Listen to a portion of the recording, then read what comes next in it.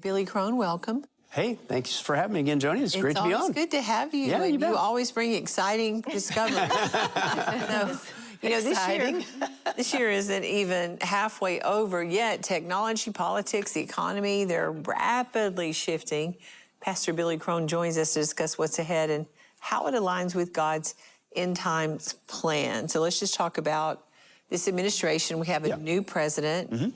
And you've mentioned before that we had an opportunity and a window to really do some supernatural things for the kingdom of God. Yeah. And see how many people we can reach with the gospel, right? Do we have that window again? Well, that's what I'm hoping, and that's me being consistent. The last time he was in office, I felt led of the Lord to encourage/warn the congregation, and including our online community, Christian, if in fact this is a, quote, reprieve from God. Yeah. Not that God's prophetic timetable stops. That never stops. He never gets it wrong. But from man's perspective, if this is kind of a reprieve, then maximize it. Don't waste it. Yeah. I don't know if you noticed, but that first time it seemed like we did waste it. Yeah. And then we just kind of sat back. Sat back. It was time to coast. And then I believe God says, okay, it's time to spank you now. Hebrews chapter 12, God disciplines those whom he loves. That was a real spanking for 4 years. That spanking had a label on it with the last name named Biden. So we got spanked as Christians. And then we came out of it. And then here we are again. And being consistent, I says, okay, did you learn your lesson last time? Did you enjoy that spanking? I didn't.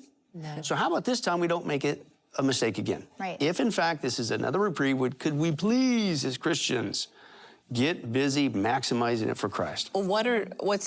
What's one of the big things that you see that has already happened with this new administration? Oh, that's good. Yeah, good. And I'm glad you brought that up, because the reality is this: people are already starting to go into what I call coast mode.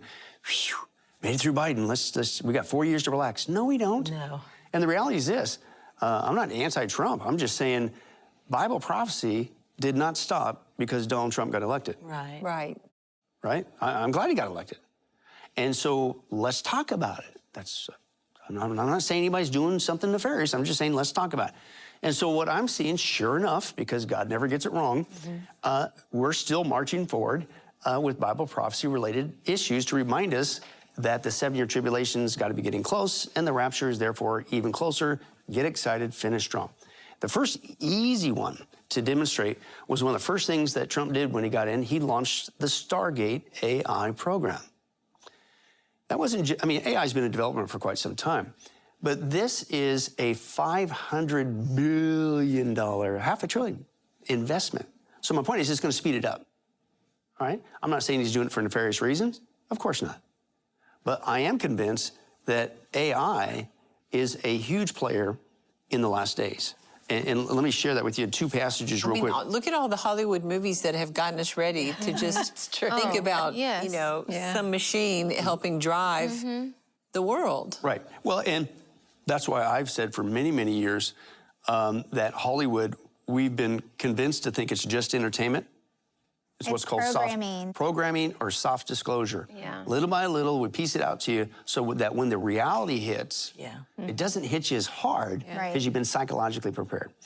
But Daniel chapter 12 clearly says, it says this, but you, Daniel, verse 4, close up and seal the words of the scroll until the time of the end. And I always like to say this, if only we knew the time. Well, keep reading, he tells you. Many will go here, and it's a global context. And he's talking about the 7-year tribulation, the last week of Daniel's 7th week prophecy. Many will go here and there, and there'll be an increase of knowledge. Now, I don't know if you guys know this or not, but I didn't come here from Vegas on a donkey. No, you didn't. Yeah, I know there's a revelation, but no, I took a plane.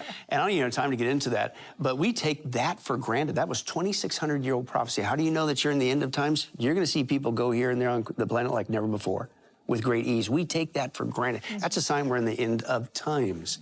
The other one was what? An increase of knowledge. It's the Hebrew word rabbah.